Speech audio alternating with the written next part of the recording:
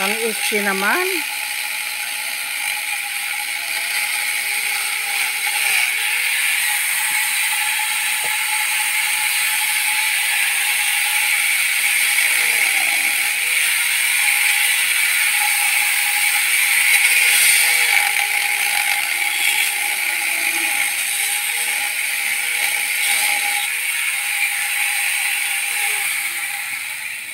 Mas magastos yata yan kasi kuryente ginagamit mo. Palakol sana.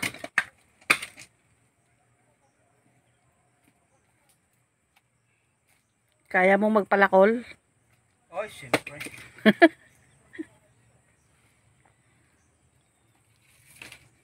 O yan, itak na lang yan. Gagastos ka pa ng kuryente niyan. Takin mo na lang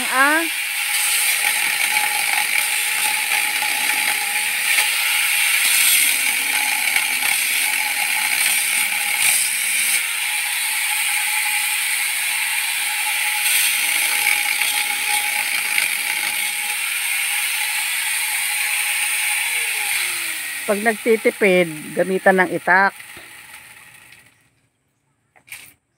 Oh, marupok na.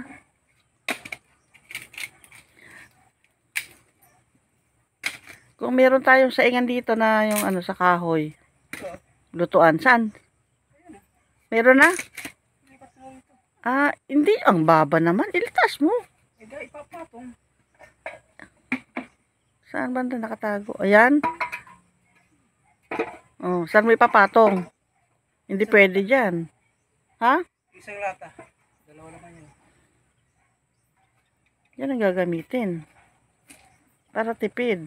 Yung mga nandyan, kahit yung mga bark niya, huwag mong itatapon, huwag susunugin. Pamparikit yan. Yan, lolo. Yan, nakatambak dyan. Susunugin mo ba yan? Wag! Pwede yan panggatong.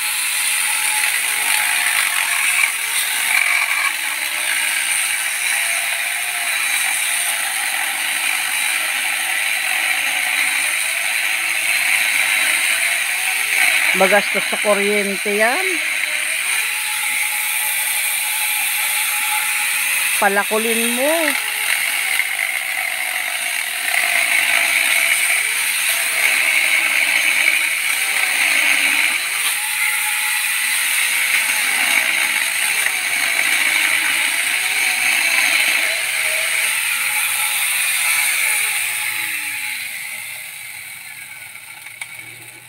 Tama na yan.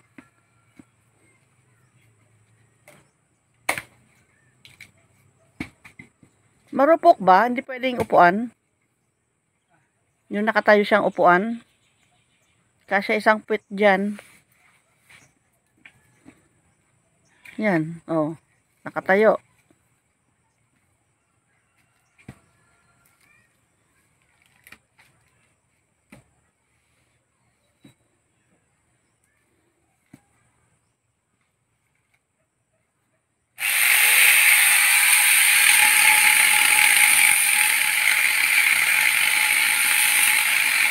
Hapon na naman.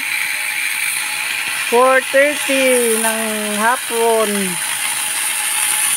Yan palubog na naman yung araw. Mababa na yung araw. Kaya medyo makulimlim na. Daming langgam. Lalanggam ako dito. Mahangin talaga dito.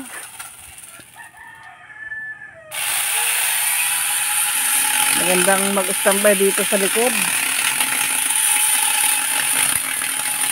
Mahangin.